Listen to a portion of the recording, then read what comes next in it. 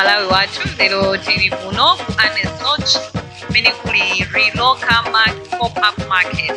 Malawi watu afika kuno Anesoch mene kuli Leroca Pop-up Market.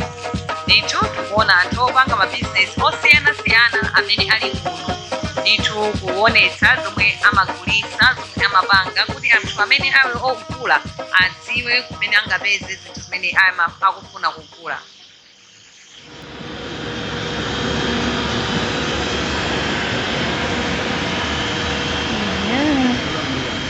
Zikomo kwambiri.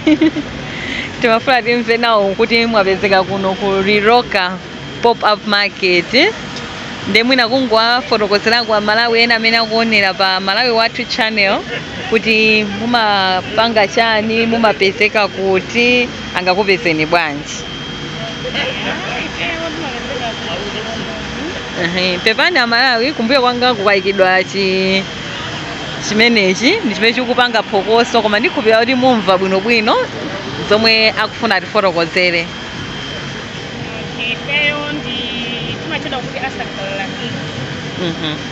Sangalala Kids means happy children. Ndetero akaseka kusikeleka. Ndikupilomoni umusi kwake. Tindisho kumene koko mwakhala kose kula Monday mpaka Friday. Masoka zovala ndazimuna kasi yako akulu.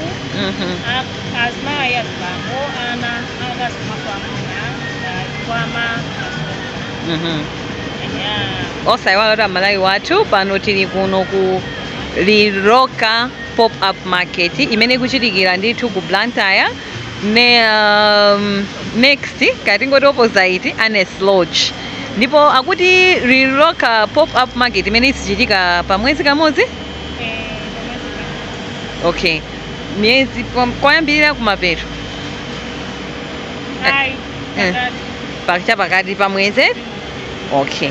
Limene isichitika ku Blanytre kuno Pop-up Market imene isichitika pakati pa mwezi ndingoti pa mwezi unaliwonse kamodzi. Kumene kubwezeka ama business osiyana mmene tayambira kukuoneserani mucha. Akuonesa zimene amachita ena ma business awo ali ndi mashopu, ena ma business awo amangopangira online. Komano a Leroca anaona kuti azikhala ndi fair imeneyi kuti anthu aziziwika, anthu azitha kumaona kuti ndikafuna chakuti nditha kupeza pakuti. Nde pamene tili pano tili pa store ya tikucheza ndithu pa store imeneyi ya Sangalala Kids amene amasoka zinthu zosiyana tikuona ma baby dresses, tikuona ma baby shorts and trousers, pali ndithu so ma aprons iso, ma aprons, ma shopping bags iso alipo.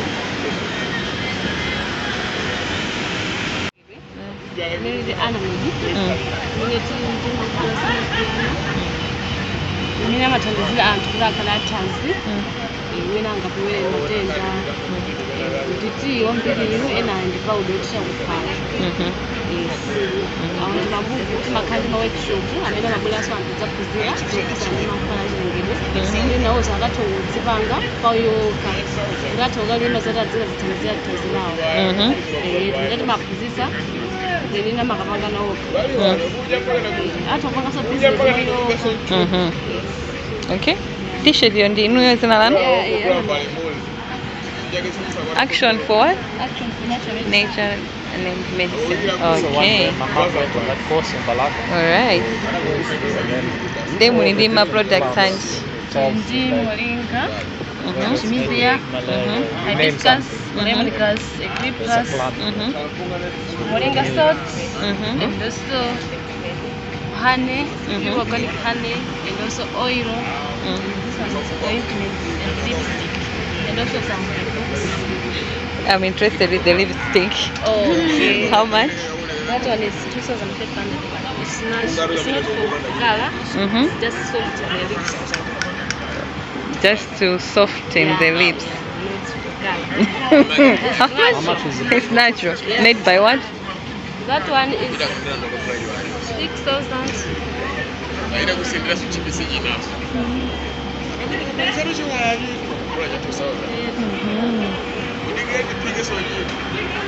Ndipange ndimoni. Mwati ndiba? Niyo munagwisapo ntchito? Serious? It reacts with anything that's not natural. It's got too much chemicals to react. So like with these ones are natural, you won't react. Which one? What's that? Beauty cream. This is just for removing the rashes and also beauty. Yeah. This one is Artemisia ointment. This one is hemorrhoids and also skin problems. Like What about for? It's just ulcers? Tunisia only? ulcers.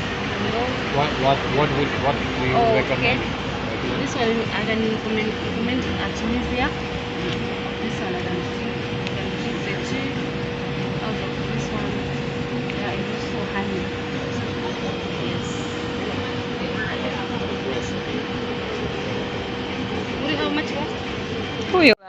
Okay, tifolo zenu kuti mapanga business kutiko. Ai shopo ndio libe. Online. Mimi mangu enda basi. Mafea majani. Mulibe koma anthu atafuna utaona zina zake zivakufuna baba. Zimena hata ngolumiza nayo izo namba. Mashopo ende libe. Ndema the business hapa not imene. Anthu akugogodelewo kasile. Gogoda makete kumene. Kujidika maswali. Anajakwera pesa kutakhala babando bomwe ufana na gogoda makete. Mukuona? Kupasa namba la ndio basi mupanga zocheka. Okay. Anyamata watapezeka ndi zimene mukazifuna mmakomomo.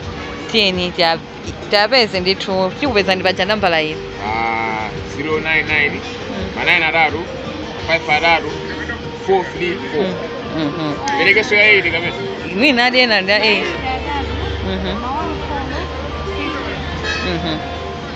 Okay. Inu mukuona ngati ndikofunikira bwanji ti mamarket timene titakupita mu towards mama standard. Tikuthandiza bwanji?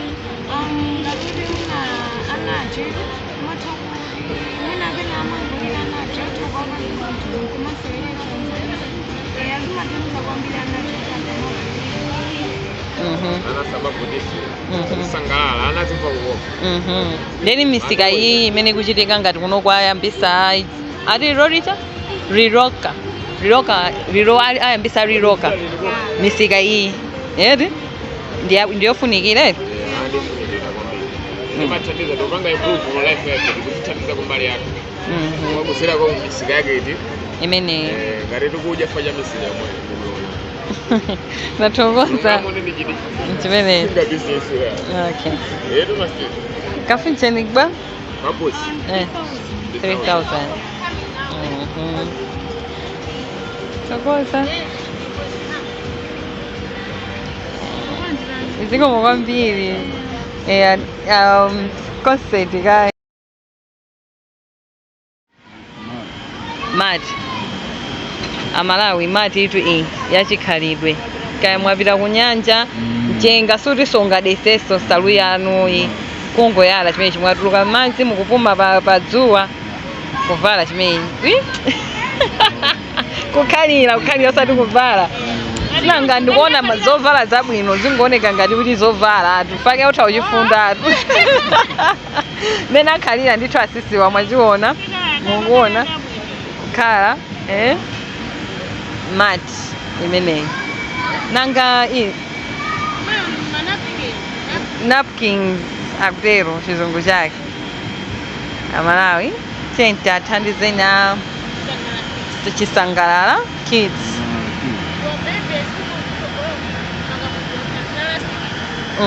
apaso ti makabudula elastic amana ma newborn Sangalo kids akufuna kuti tisaiwale chikhalidwe mayi karapa mukuona kasiketi kabwino tenti apangeni promote achisangalo kids mahat pano tikutero pa Malawi wathu tiyeni tizipezeka ku Leroca Pop Up Market. Leroca Pop Up Market. Leroca Pop Up Market. tiri kuno ku Anes Lodge ku Leroca Pop Up Market kuonetsani anthu amabusiness osiyana-siyana amene akupanga ndithu display mabusiness awo osiyana-siyana.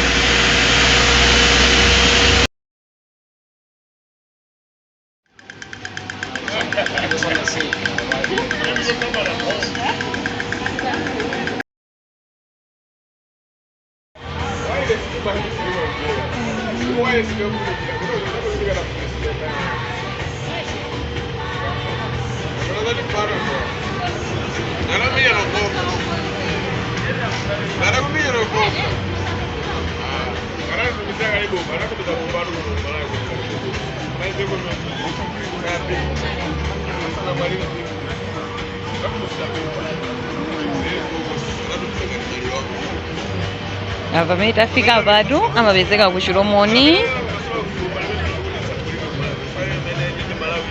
Tieni tipangeni support a Malawi.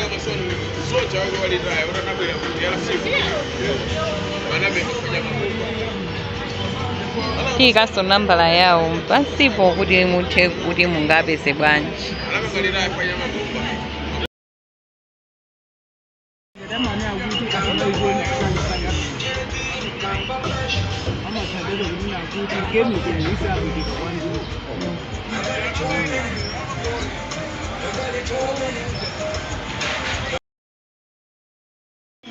Masaje amene madizio kama zifutu Guys, amene ndi mabala nkamwa komanso ma asas komanso lephala soda kumeza pakusiba amene pakati pa kukwinzi zambi anthu ambiri amapezeka kuti amakhani mavuto amene ize zimene zisitisaka zake nakali pese mango zile mazingira anga osati sopitisaso ku pharmaceutical koka ukapanga ene chemical. These are natural. So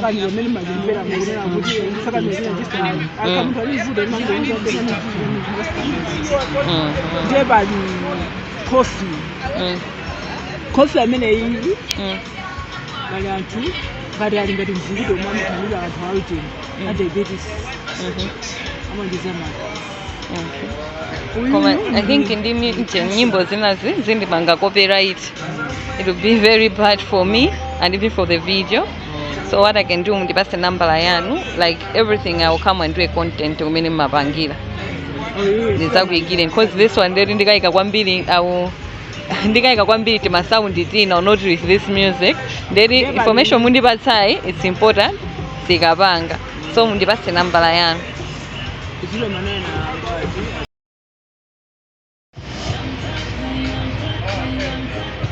We have sweet potatoes.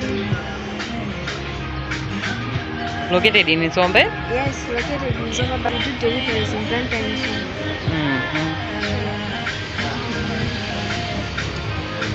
This tray of wheat is going at tray of 4 is going at ajawisha jani market, pop-up market. Taweza ndikuona ndikuona pali makeke, pali samusa. Yeah, kai numukupezekera kuti komanso tifotokozereni kuti mumapanga supply ma events orani.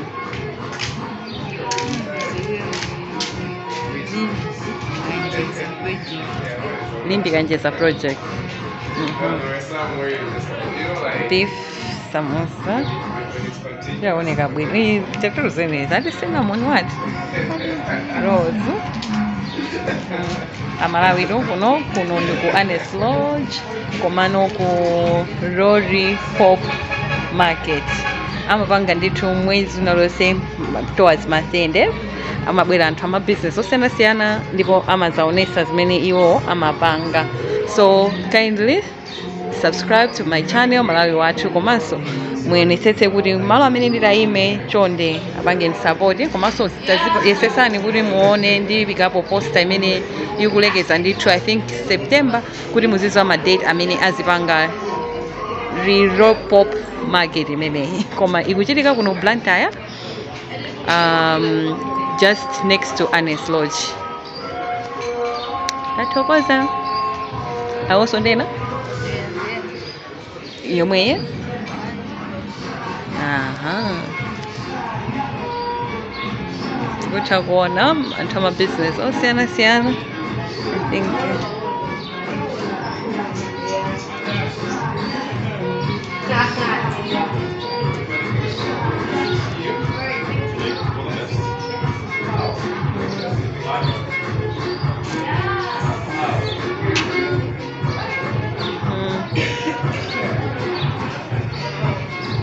this is a cave side. You're different from them. So yeah, just tell us. It's still shoe content. I'm just giving awareness about this market. Okay. Yeah. All right. So guys, I'm just waiting.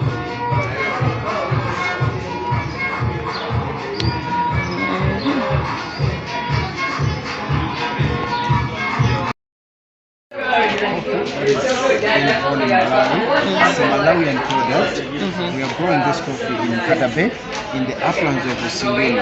And this is the finest coffee as we're speaking in Malawi. Yeah, you can hear Malawians. We have coffee here in Malawi from Katabi. Let's promote Malawi by Malawi. Malawi Batu Bano, that's what we always say, that's what we always speak about. So they are here just to showcase here at the Leroca Pop-up market. Yeah. That's Anna's road. All right. Yeah, sure. Yeah, thank you. Cheers. Hi. Can you talk about your store? Why are you here? And I sell pretty much everything Yeah. from shoes, underwear, even so clothes, bedding, bath and body items, here the lotions, the body washes, and I sell readily available stuff and stuff on order as well. So like the ready to choose as well, I have things readily available and I have different ones Okay. are available on order. So if you want to find me, it's at Hanilash Malawi on Instagram and Twitter. Instagram and Twitter. And WhatsApp as well. WhatsApp as well, exactly. So, alright. And so you're located in Blanytre or you're coming from another? I'm located in Blanytre, so I'm actually just like, it's a mobile shop. Yeah. So you buy, I'll deliver it Deliver. wherever you are. Yeah, simple these days, guys. So you can check, we have Gucci, we have different perfumes here. Yeah, and ladies, as a lady, she did not forget on the important part of it.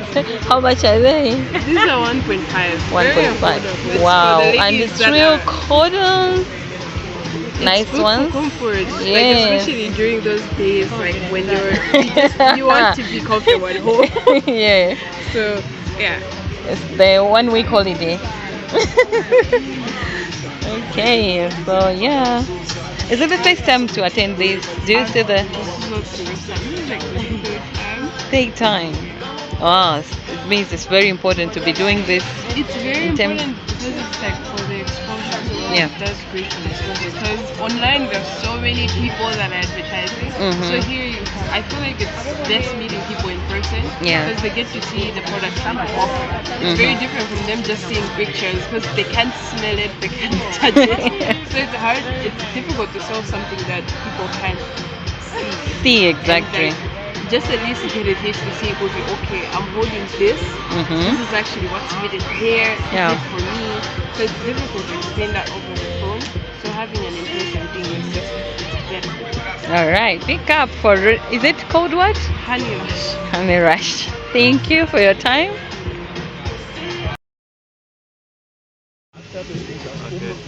Im Zimmer. Also wenn du dich unten einloggst, hast du oben sogar noch schwache Verbindung. Okay. Also das ist relativ stark. Yes, yes, yes. Yeah. However, the figure, I don't know if it's Malawi team. Which team? Okay, I'm in love with the name because my channel on YouTube is called Malawi Watu. So yeah. Inuka Malawi team, yeah. So guys, I've met my, it's my sick name, yeah. My channel is Malawi Watu, and and with that Anuka Malawi Watu team, yeah. Where can we find you, and where my viewers can find you? Okay, so I have a shop in Blanytre, opposite Accent, behind Victoria, number 16. Yeah. So get there, there's a Leroca banner outside. What do you have on your store? Just tell us. Okay, so I have everything in Leroca. We start with perfumes, for ladies. Okay, all these are for ladies. For men. And lip gloss. Yeah. Different types. And then we have these bags.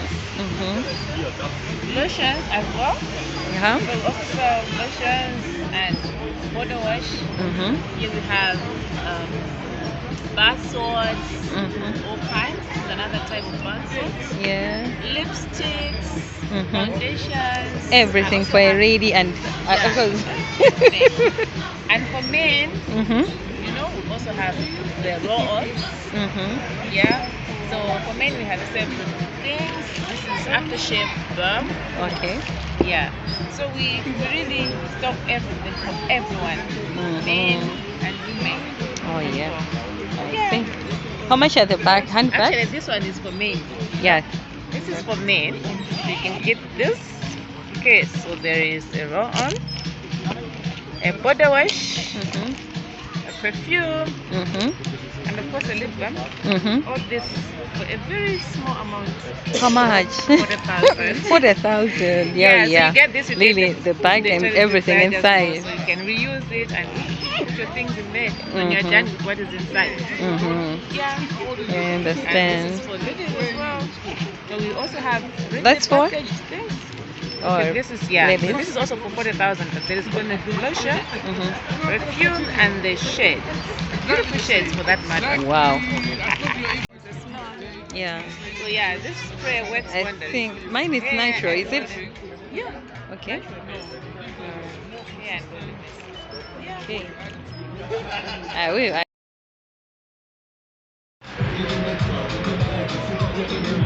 Okay, so where are you located? Shop. It's an online shop. Online, yeah. Okay. All right. But how much are the dresses? So the dresses 15,000. The shoes 10,000. Shorts are 8,000. And the jeans are 18,000. 18,000. We have different style and different sizes.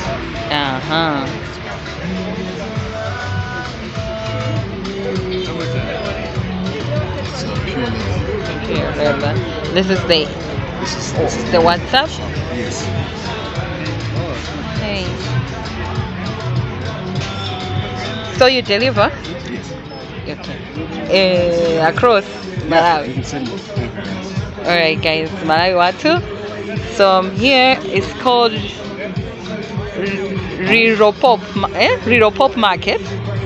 It's called like that, this market. Yes. So it's every month end, I guess, how I've seen the brochures. So next month it's again. So those who are in Blanytre, please let's kindly be visiting this market every month end, and you'll be finding these things. But you can also contact them direct into there, because some are online markets, some have shops. So kindly support. Yep. So when the millers kamwina mungu tifotokozerako ava ndi pa YouTube channel Malawi Watu. Kwambiri timalimbikitsa kupanga promote Malawi products komanso kuonetsa anthu kuti Malawi kuti akupanga chani. Ndithu tifotokozereni kuti mwabwera kuno ku Leroca Pop Market mukuzarani muzaonesa anthu chani.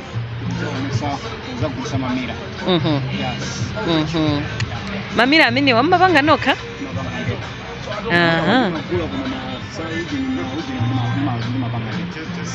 Okay. Mamirazi mangopanga kuti set up kuti ioneke bwino. Guys, onanitu zochitikika ku Malawi kuno. Ndenaso mwina atha mwina ungofuna icheni yomweyi, timati anthu frame mwina yotere. mafremu wa ndi mabwanji mafremu ngati awa inozi ili mapanga 10,000 inozi yopanda mira ili mapanga 15,000 okay so in the 50 opanda mira yopanda mira 10,000 okay kuiga ndi mira mira 15,000 okay mungauze bwanji Malawi fake pale Malawi ena tamona ngati Malawi kuno kulibeko zinthu ngati zimenezi amvizera kuoda kunja mwauza chani zimene zikuti ifeyo timapanga tokha palibe ngakhale mukhatire kuti wachifuna kundipeza ngati ineyo ndiyenera kutandiyenera kupanga china chilichonse kali mpando mapenchas design ina iliyonse munthu mwina angaluze ndi mapanga yes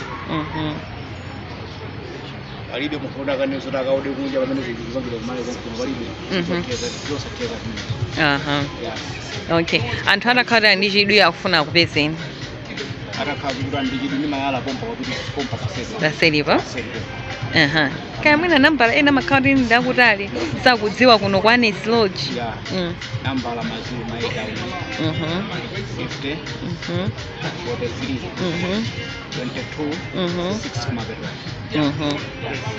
okay zikomo tikuona twa Malawi zopangidwa ku Malawi konkuno maframe amamilazi